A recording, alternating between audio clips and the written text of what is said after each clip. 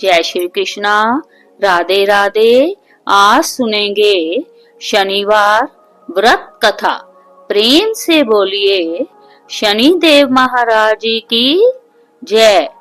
एक समय स्वर्ग लोक में सबसे बड़ा कौन के प्रश्न पर 9 ग्रहों में वाद विवाद हो गया। विवाद इतना बड़ा कि परस्पर भयंकर युद्ध की स्थिति बन गई। निर्णय के लिए सभी देवता देवराज इंद्र के पास पहुंचे और बोले, हे देवराज, आपको निर्णय करना होगा कि हम में से सबसे बड़ा कौन है। देवताओं का प्रश्न सुनकर देवराज इंद्र उलझन में पड़ गए।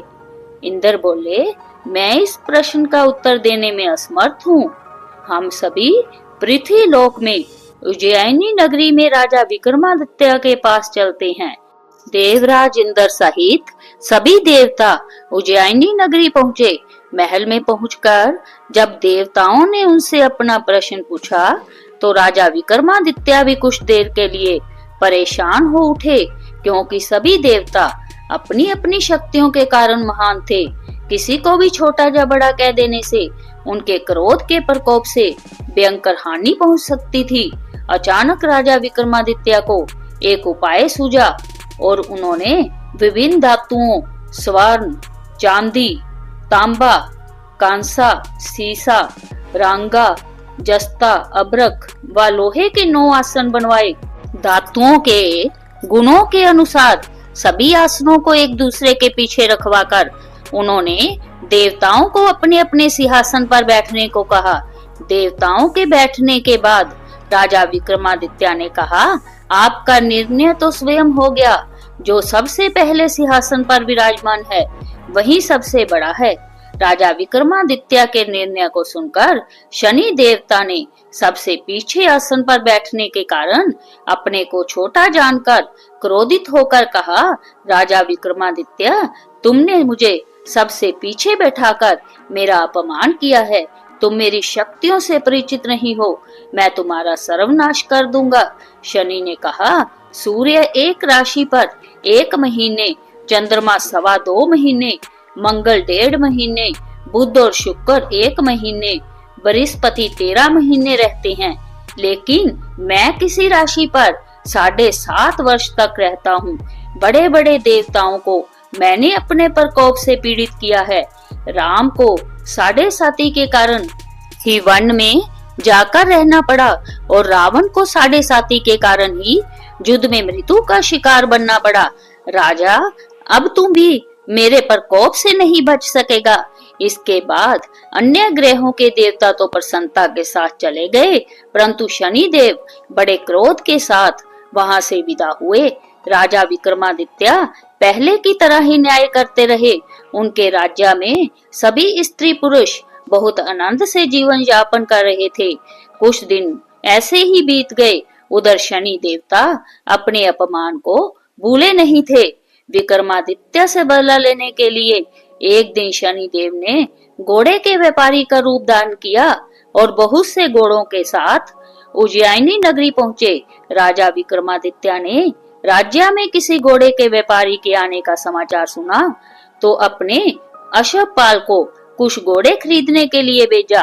घोड़े बहुत कीमती थे।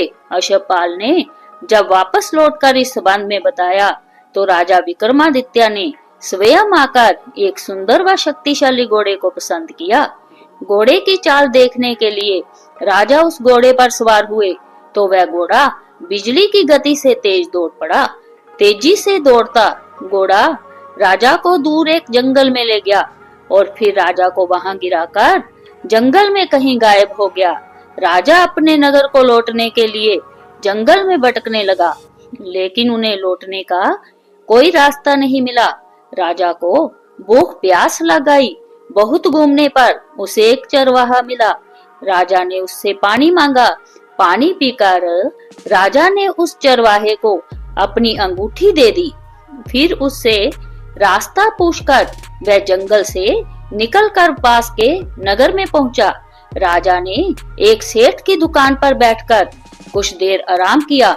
उस सेठ ने राजा से बातचीत की तो राजा ने उसे बताया कि मैं उज्जैनी नगरी से आया हूँ। राजा के कुछ देर दुकान पर बैठने से सेठ जी की बहुत बिक्री हुई।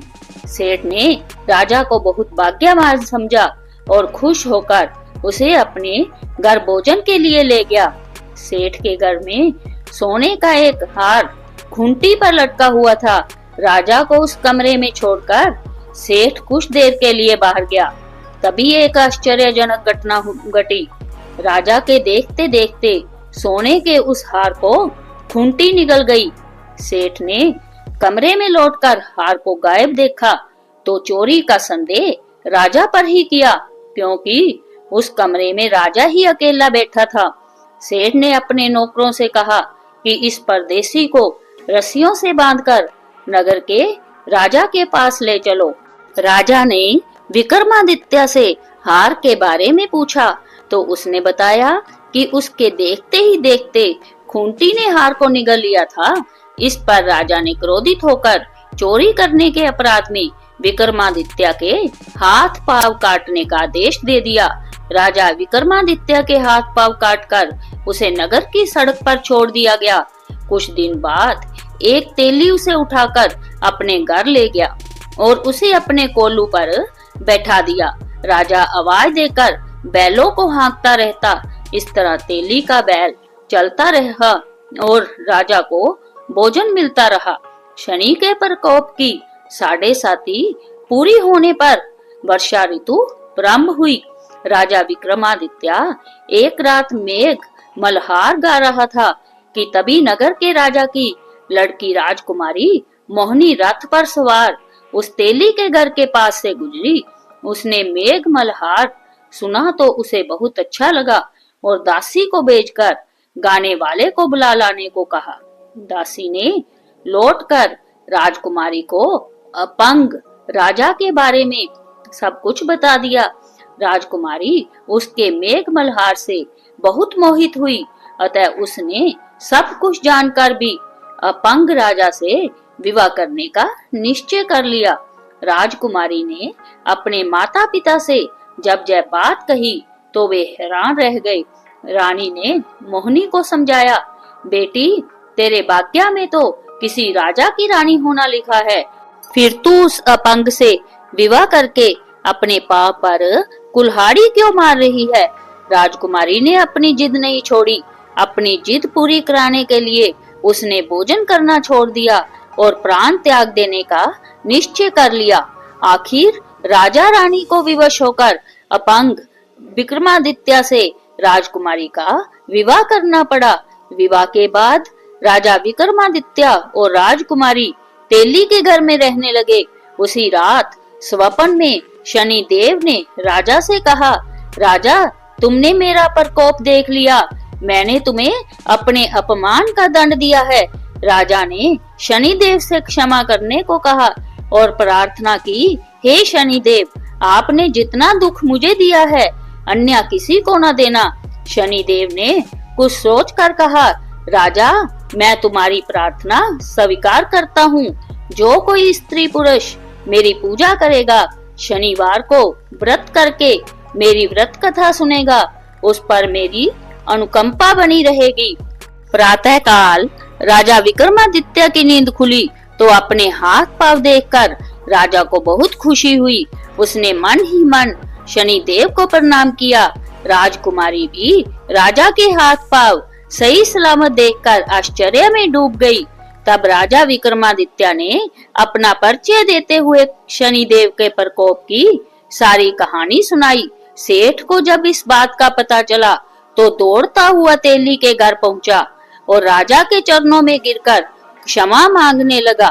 राजा ने उसे क्षमा कर दिया, क्योंकि यह सब तो शनि देव के प्रकोप के कारण हुआ था।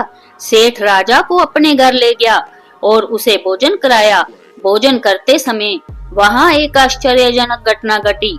सबके देखते देखते उस खूंटी ने हार उगल दिया। सेठ जी ने अपनी बेटी का विवाह भी राजा के साथ कर दिया और बहुत से स्वर्ण आभूषण धन आदि देकर राजा को विदा किया। राजा विक्रमादित्य राजकुमारी मोहिनी और सेठ की बेटी के साथ उज्जैनी पहुँचे तो नगर वासियों ने हर्ष से उनका स्वागत किया। अगले दिन राजा विक्रमादित्य ने पूरे राज्य में घोषणा कराई कि शनिदेव सब देवों में सर्वश्रेष्ठ है। प्रत्येक स्त्री पुरुष शनिवार को उनका व्रत करे और व्रत कथा अवश्य सुने। राजा विक्रमादित्य की घोषणा से शनिदेव बहुत प्रसन्न हुए। शनिवार का व्रत करने और व्रत कथा सुनने के कारण सभी लोगों की मनोकामनाएं शनिदेव की अनुकंपा से पूरी होने लगी। सभी लोग आनंद पूर्वक रहने लगे। बोलिए शनिदेव महाराज की जय। कहानी अच्छी लगे तो वीडियो को लाइक करें, शेयर करें और कमेंट बॉक्स में जय शनिदेव जरूर लिखें।